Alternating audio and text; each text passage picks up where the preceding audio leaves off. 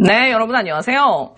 네, 수사심의위원회 결과가 나온 다음에 이 한동훈과 언론들이 완전히 분기탱천했어요. 그 양창수가 V자를 그렸잖아. 지금 이게 얘네들의 마인드인 것 같아. 예, 언론을, 이게 기사를 보면 너무 웃겨요. 지휘권 발동한 추미애, 체면 구격. 그 SBS 대표 짜장면 있죠, 이영영. 수사심의위원회 권고로 윤석열, 한동훈 공격한 여론은 역풍을 맞을 수도 있습니다. 이러면서 이제 서울중앙지검을 압박하는 거죠. 근데 서울중앙지검에서는 즉각 반발하면서 그 얘기했잖아요. 한동훈은 단 한 번도 수사를 받지 않았다. 그러니까 사람들은 한동훈이 수사를 받았다고 생각하는데 그게 다 페이크였다는 거죠. 수사심의위원회 바로 그 직전에 한동훈이 수사를 받았다라고 기사가 나오잖아요. 근데 이 사람이 그날 조서를 마무리를 안 했어요. 그리고 집에 가버렸어요. 당연히 핸드폰은 포렌식을 안 했죠.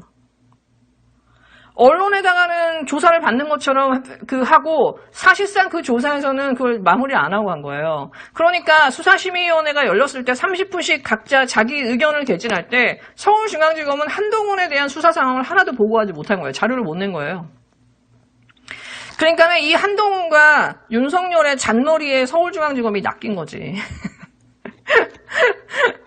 예, 근데 얘네들이 되게 승기를 잡았다고 되게 좋아하고 막 이러고 있는데 이 수사심의위원회가 검찰의 이 기소권과 이 불기소권을 다 제동을 걸 수 있고 이 심의위원회가 검찰총장의 거수기의 역할을 할 수 있다 그러면 사실상 검찰들의 이 기소 독점권은 이제 끝난 거예요.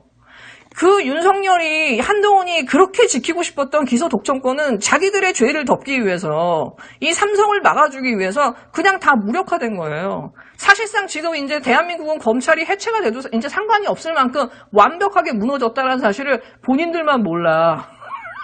바보들이야, 바보들. 네, 그리고 이제 또 하나 되게 재밌었던 부분이 뭐냐면은 한동훈이 갑자기 순교자래요, 순교자. 한동훈이 그 수사심의위원회에서 한 말을 이 조선일보가 비장하게 막 실으면서 이렇게 한동훈이 이제 순교자의 길을 선택했다라고 하거든요.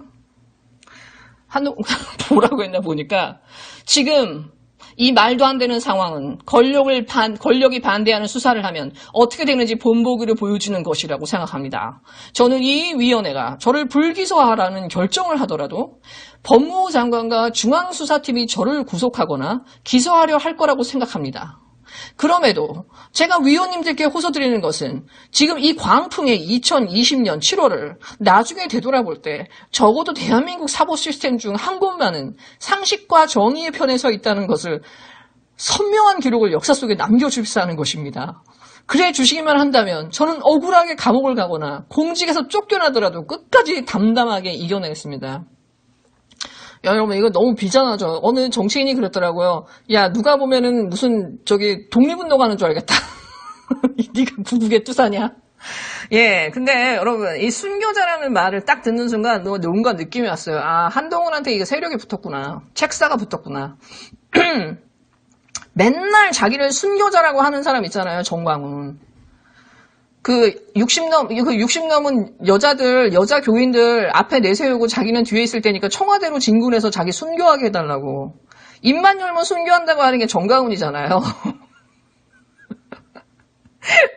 예, 정광훈 코스프레 하니? 예, 근데 여러분, 자기를 순교자라고 표현하는 사람들이 누구인 줄 아세요? 가장 많이 하는 그룹들이? 독재자랑 테러리스트들이에요. 예, 테러범들이 보통 생포될 때 자기는 순교하겠다면서 탁 소리 지르고 죽잖아요. 예, 얼마 전에 민중들한테 때려 맞은 카다피. 리비아의 카다피도 뭐라 그랬어요? 죽으면서. 자기는 지금 순교하는 거라고 그랬잖아요. 예. 황교안이 단식하면서 뭐라 그랬어요? 순교적 단식이라고 그랬죠. 그리고 태극기 애들이 맨날 박근혜가 순교자라고 1년 내내 떠들잖아요. 박근혜는 순교한 거라고. 예, 얘네는 순교를 너무 좋아해. 근데 순교를 외치는 애들이 대체로 그런 애들이라는 거죠. 근데 한 가지 주목해봐야 될 부분이 있어요. 작년 여름에 이제 윤석열에 대한 이제 이 반대 여론이 막 올라올 때쯤 이 조국 수사를 너무 심하게 하니까 그때 갑자기 이 보수의 책사, 윤여준하고 박찬종이 동시에 등장해서 뭐라고 하냐면 윤석열을 지금 문재인 대통령이 순교용으로 만들고 있다고 하거든요. 근데 지금 이 말을 지금 조선일보랑 지금 한동훈이랑 이걸 똑같이 하고 있어요. 한동훈을 순교자로 만들면서 한동훈이 윤석열의 대를 이을 대망론이 나와요, 이제는. 그러니까 한동훈이라는 이 자가 이제는 윤석열이 이제 완전히 이제 무너졌잖아요. 그러니까 한동훈을 띄우면서 이제 다시 이제 순교자라고 하는 이 키워드를 가지고 이제 장난을 치는 거지. 마치 정권에 탄압을 받는 것처럼. 근데 아시다시피 여러분, 한동훈은 사람들이 관심은 제가 언제 가발 벗나 그거죠. 저는 이 한동훈과 언론의 움직임을 보면서 느껴지는 서늘함이 뭐냐면 한동훈이 무슨 양귀비야? 무슨 경북지사도 아니고 한동훈 하나를 살리기 위해서 검찰총장이 전부를 걸고 싸워요. 그러고서 그냥 완전히 무너지거든요. 그리고 다시 또 언론이 한동훈을 영웅화시켜가지고 또 여론전을 해주면서 한동훈을 살려주고 그러니까는 한동훈이 윤석열보다 위인 거야. 이 한가발이.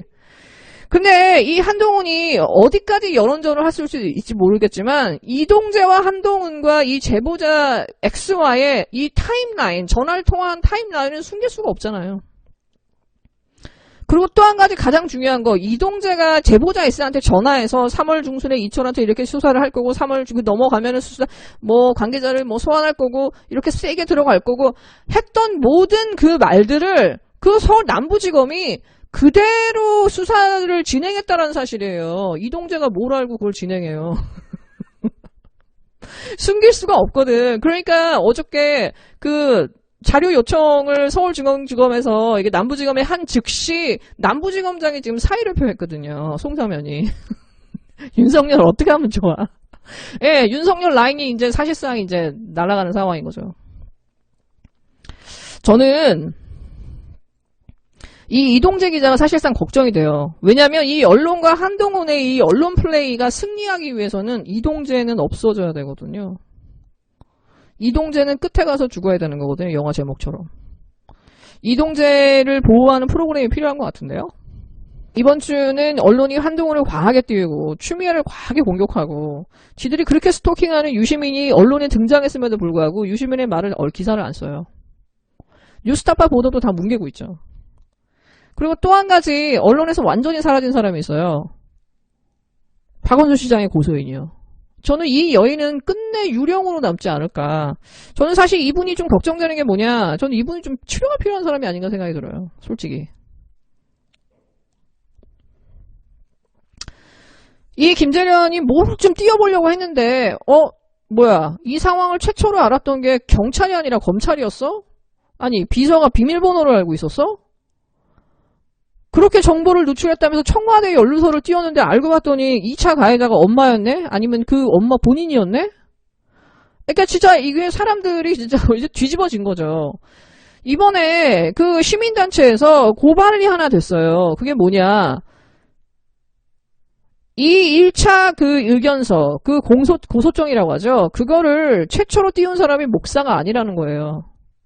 그게 그 미주 커뮤니티 그 미시 쿠폰이라는 데 최초로 올라와서 이제 커뮤니티에 다 퍼지기 시작한 건데 그걸 최초로 올린 사람은 거기다 뭘 달았냐. 이 정보는 기자로부터 받은 것입니다라고 올렸다는 거죠. 그러면서 박원순 시장에 대해서 말도 못할 그 허위사실과 이 명예훼손성 글을 올린 거예요. 박원순 시장의 시신이 발견되기 전후로 해가지고.